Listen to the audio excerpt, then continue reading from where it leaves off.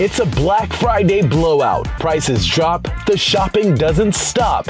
And thanks to engineers, one tiny square powers every deal. Just scan to save, or skip the line and tap to pay. But where did it all begin? Hello, Circuiteers. The day after Thanksgiving means Black Friday is here, a frenzy of sales and savings. And the QR code, short for Quick Response, is a barcode your phone can read to keep you out of all the chaos in the aisles.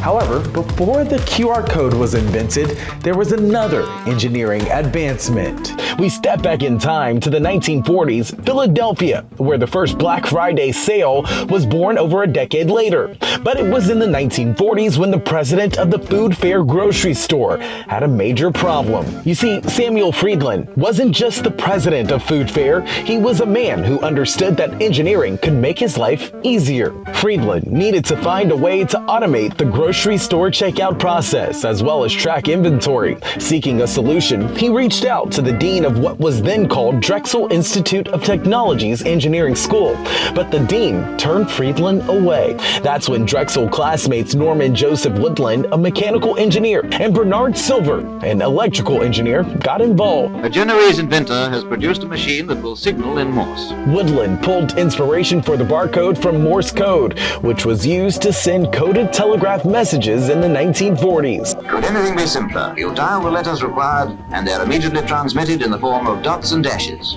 Silver engineered the circular bullseye barcode pattern so it could be scanned from any direction. And using the principles of Morse code, Woodland engineered a way to shine light through the printed lines and capture the changes in brightness with a light-sensitive tube, turning them into electrical signals that carried information. Woodland and Silver's engineering genius was called the classifying apparatus and method, which received a patent back in the 1950s. Engineers Norman Joseph Woodland and Bernard Silver's bullseye barcode patent was purchased by electronics manufacturer Philco, who later sold it to electronics company RCA. RCA even tested it at a Kroger grocery store. Sadly, it never caught on.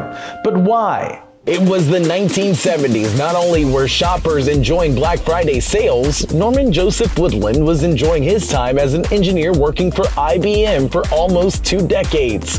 A co-worker and IBM engineer by the name of George Laurer was tasked by his manager to draft a proposal for grocery store executives explaining how IBM could take Woodland's bullseye barcode and make it work at supermarkets worldwide. But Laurer discovered an engineering flaw. The bullseye design could be smudged. After developing a linear barcode and working with a team of IBM engineers to develop a coding and scanning system, the UPC barcode as we know it today was born back in 1973.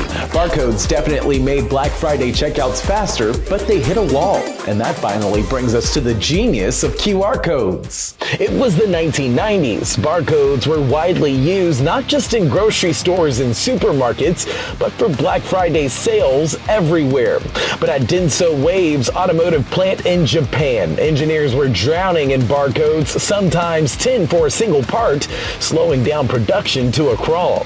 The problem with traditional barcodes is that they only hold a limited amount of data and need pricey laser scanners to work. Then one day, Denso Wave employee and engineer Masashiro Hara had a breakthrough. While playing the popular East Asian board game Go, Hara realized a grid could store far more data than a barcode and be read instantly from any angle. Along with his team of engineers, Hara transformed his idea into the QR code. But the real QR code explosion came years later when cell phones added cameras, turning just about every mobile device into a QR code scanner. And when the 2020 pandemic demanded contact-free everything, QR codes became a necessity. And it was all thanks to engineers. From the bullseye barcode to the UPC barcode to our modern day friend, the QR code, just remember that these 4 engineers have made all of our lives better, leading us to an arguably safer Black Friday. Happy shopping, Circuiteers! If you enjoyed this week's episode of the Circuit News, don't forget to like, follow, and subscribe for more incredible engineering. And a special thank you to the Ming Sheh Institute at USC Viterbi for making this episode possible.